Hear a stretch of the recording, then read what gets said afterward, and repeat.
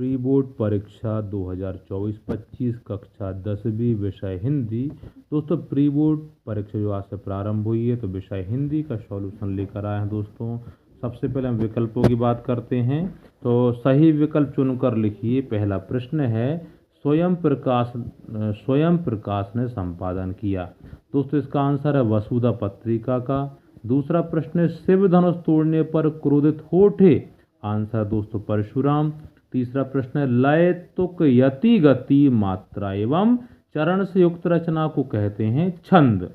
अगला है लखनवी अंदाज पाठ की विधा है। इसका आंसर दोस्तों व्यंग। पांचवा है जिस समास में प्रथम पद विशेषण एवं द्वितीय पद विशेष्य होता है उसे कहते हैं कर्मधारय समास। अगला प्रश्न है हिरोशिमा कविता ली गई है।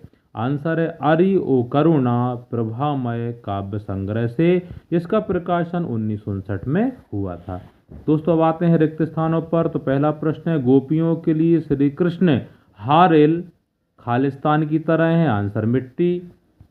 अभिनव तत्व की प्रधानता काव्य में होती है। आंसर दृश्य।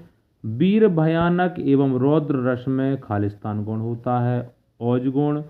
बाल गोविंद भगत के गीतों में खालिस्तान का भाव व्यक्त है। आंसर प्रभु मिलन। इसके बाद है दो निकटतम स्वरों के मेल से जो परिवर्तन होता है उसे खालिस्तान संधि कहते हैं। आंसर स्वर। इसके बाद है साना साना हाथ जोड़ी पाठ गद्य की खालिस्तान विधा में लिखा गया है। आंसर है यात्रा वृत्तांत। इस प्रकार से दो प्रश्न हुए हैं। आगे हम बढ़ते हैं। अगला प्रश्न आपके सामने यहाँ पर ये तीसरा है कि सत्य एवं असत्य लिखिए। दोस्तों इनके डायरेक्टली आंसर बता देते हैं। पहले का आंसर असत्य है, दूसरे का भी असत्य है, तीसरे का सत्य है, चौथा सत्य है, पांचवा असत्य है और छठवां भी असत्य है। सही जोड़ी की बात करते हैं तो हमने दोस्तों आंसर का नंबर डाल दिया है। जैसे पहला है उत्साह है तो 1 नंबर देखेंगे यहाँ पर हम 1 नंबर ये है तो उत्साह का आंसर निराला है। दूसरा है हमारा अप्रस्तुत कथन से प्रस्तुत का बोध तो दूसरे का आंसर है अनियुक्ति अलंकार। तीसरा है एक कहानी यह भी, इसका तीसरे का आंसर है मन्नू भंडारी। चौथा है लोकोक्ति तो दोस्तों चौथे का आंसर है कहावत। इसके बाद पांचवा है रास्ता दिखाने वाला तो आंसर है पांचवे का मार्गदर्शक। और छठवा है खेदोम, इसका आंसर है देवी देवताओं का निवास। इस प्रकार से नंबर भी डले हैं, आप ध्यान से टिक कर सकते हैं। अगला पांचवा प्रश्न है निम्नलिखित प्रश्नों के उत्तर एक वाक्य में लिखिए। तो गोपियों के अनुसार राजा का धर्म क्या है? प्रजा का हित। दूसरा रमणीयार्थ प्रतिपादक का शब्द काव्य में परिभाषा किस विद्वान ने दी है? आंसर पंडित जगन्नाथ। तीसरा शास्त्रों में काशी किस नाम से प्रतिष्ठित है? आंसर दोस्तों वाराणसी। और चौथे का आंसर है लक्षणा शब्द शक्ति।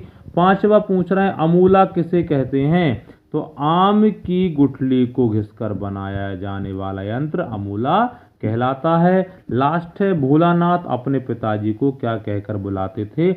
आंसर है बाबू। जिसके बाद 2-3 प्रश्नों के आंसर दोस्तों आपको और दे देते हैं कि नई कविता की कोई 2 विशेषताएं लिखिए। अथवा में पूछा है प्रगतिवादी काव्य के 2 कवियों के नाम और उनकी एक रचना का नाम लिखना है। 7वीं में सूरदास और नागार्जुन की काव्यगत विशेषताएं पूछी हैं 2 रचनाएं और भाव पक्ष के आधार पर।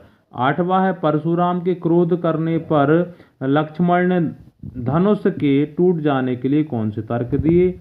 और 9वां है नागार्जुन के अनुसार फसल क्या है। और 10वां है रस के अंग लिखिए। इनके दोस्तों आंसर आपको हम बताते हैं क्रमशः।